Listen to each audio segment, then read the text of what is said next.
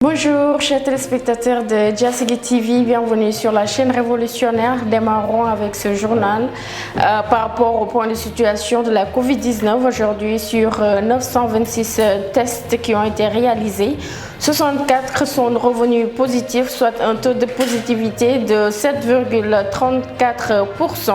41 cas contacts suivis ont été enregistrés.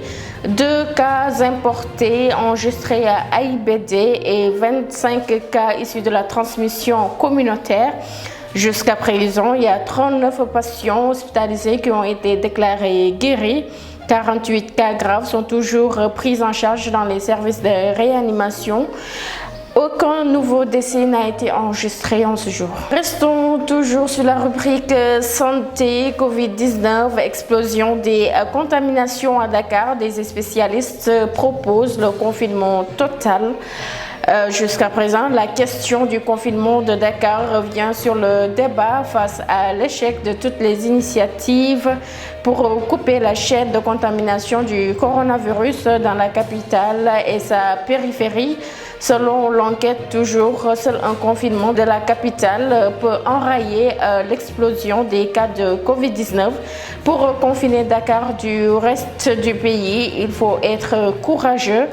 Surtout qu'on va vers le Magal de Touba, reconnaît un spécialiste interrogé par l'enquête. Le directeur de la prévention du ministère de la Santé invite d'abord à évaluer la stratégie avant un retour au confinement. Parlons à présent de la menace sur la rentrée des étudiants qui est prévue le 1er septembre. Les enseignants du Sud-Est enseignement supérieur sont formels. La décision de reprendre les cours n'appartient pas au président, encore moins au ministre de l'enseignement supérieur. Les doutes planent sur la reprise des cours dans l'enseignement supérieur prévu pour ce 1er septembre prochain. Dr Oumar Dia, directeur qui est secrétaire général du syndicat unique des enseignants du Sénégal, Enseignement supérieur et recherche a pris le contre-pied du ministre de l'Enseignement supérieur et annonce que cette décision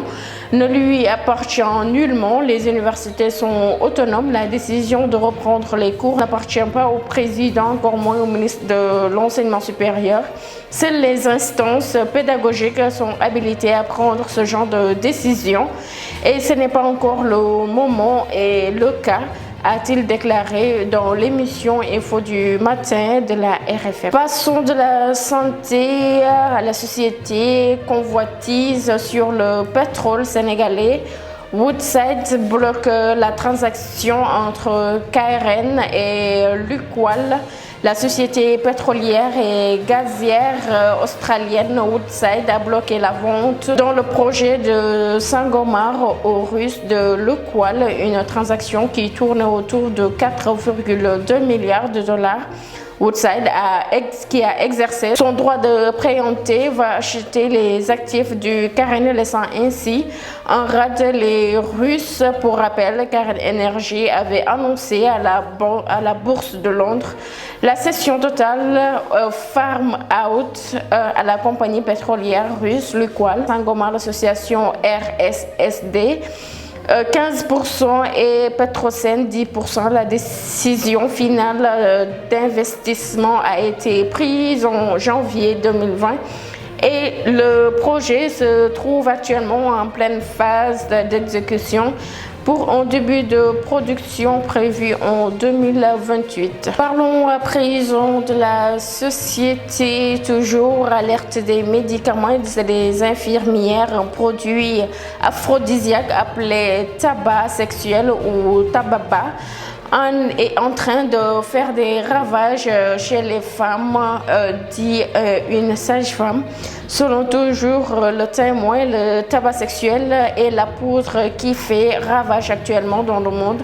Cette poudre qu'on mélange avec du rémé est en train de gâcher la vie de beaucoup de femmes, surtout en Casamance. Elle est d'ailleurs vendue de petits sachets qui sont fixés à 100 francs. Tu prends une petite pincée pour mettre dans le sexe de la femme. La dame victime de cette drogue aphrodisiaque avertit. Non seulement ça donne le cancer du col de l'utérus, mais aussi des infections vaginales. Mais malgré cela, les femmes n'arrêtent pas de l'utiliser. Si tu commences, tu deviens accro et tu ne peux plus t'en passer, dit une victime.